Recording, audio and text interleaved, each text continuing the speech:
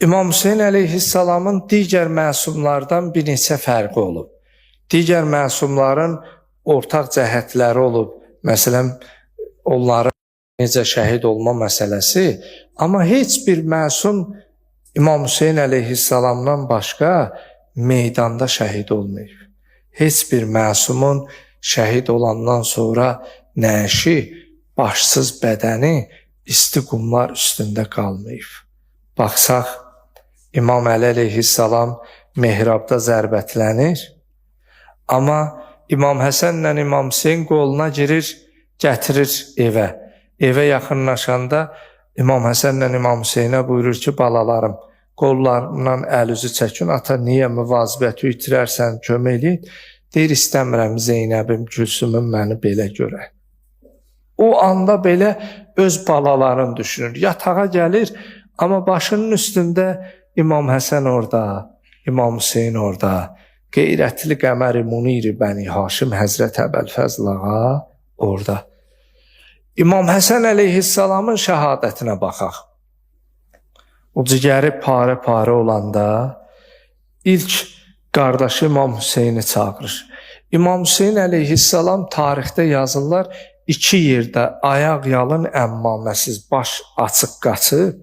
Biri Kərbəla günü idi, Əli Əkbərin şəhadətində. Allah heç bir atıya cavan oğul dağı göstərməsin.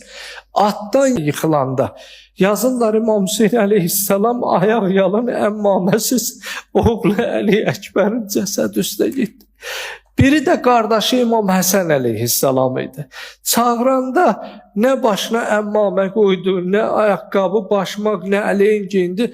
Ayaq yalın, başı açıq gəldi qardaşının başı üstə. Aldı o halda ağlayır. İmam Həsənin orada bir sözü var, tarixə düşüb. İmam Hüseyin əleyhissalam qardaşı İmam Həsənə ağlayır. Ağladığı yerdə o gözü yaşı cari olur, axır. İmam Həsən əleyhissalam o halda İmam Hüseynə buyurur ki, ya Əba Əbdillah, la yevməkə yevmik.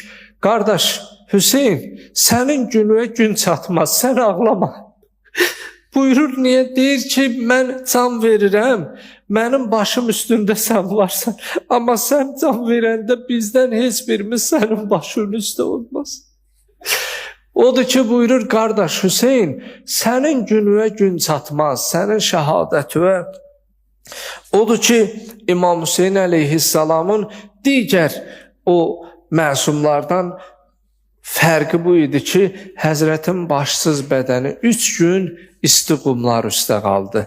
Heç bir məsumun şəhadətindən sonra başını nizliyə vurub küçə-bə-küçə gəzdirməyiblər. Amma yeganə İmam Hüseyin əleyhissalamdır ki, onu şəhid edəndən sonra başını nizliyə vurub küçə-bə-küçə gəzdiriblər. Ona görə İmam Hüseynin matəminə, onun gününə heç bir qəm, qüssə, kədər çatmaz.